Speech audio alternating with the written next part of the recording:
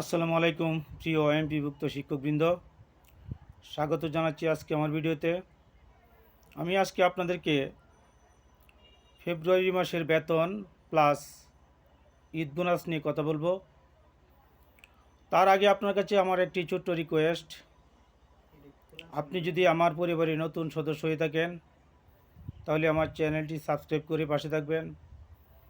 আসলে সত্যি কথা বলতে, আপনি যদি আমার চ্যানেল সাবস্ক্রাইব করেন, লাইক কমেন্ট করেন, তাহলে আমরা কিন্তু ভিডিও দিতে উৎসাহ বোধ করি, ভিডিও বানাতে উৎসাহ বোধ করি।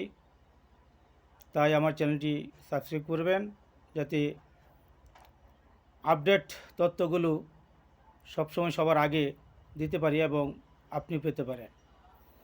তো জানাচ্ছি, ফেব্রুয়ারির বেতন নিয়ে কাজ করছে মাউসি এবং উৎসব ভাতা নিয়ে কাজ করছে, এমনটা জানিয়েছেন।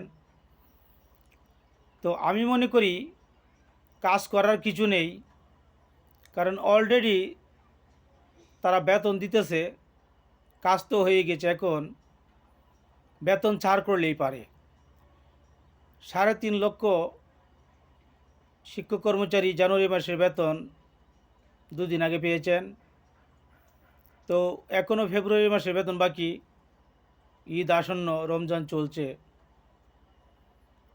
তো এই মুহূর্তে তাদের কাজ করা, এটা সেটা তথ্য ঠিক করা, এর ধরনের অজুহাত দেখালে তো চলে না।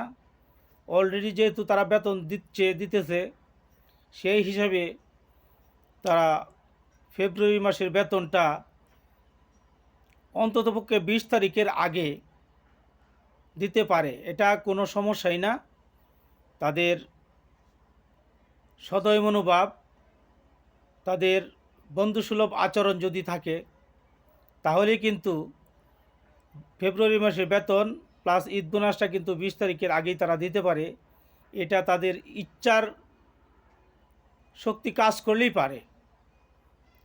তো আমি সবসময় এমপিভুক্ত শিক্ষক কর্মচারী ভাই বোন যারা আছেন তাদের কথা বলি, আপনাদের দুঃখ দুর্দশার কথা বলি আমার ভিডিওতে। তো আমি আমার ভিডিওর মাধ্যমে আজকে আমি এটাই জানাতে চাই মাউসি এবং শিক্ষা অধিদপ্তরের সকল কর্মকর্তাগণকে, যে আপনারা শিক্ষকদের প্রতি সদয় হন। আপনারা যথাসময়ে ফেব্রুয়ারি মাসের বেতন এবং ঈদ বোনাসটা ছেড়ে দেন।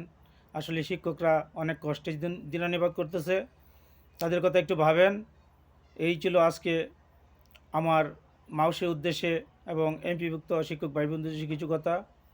আজকে এখানে শেষ করছি। আসসালামু আলাইকুম।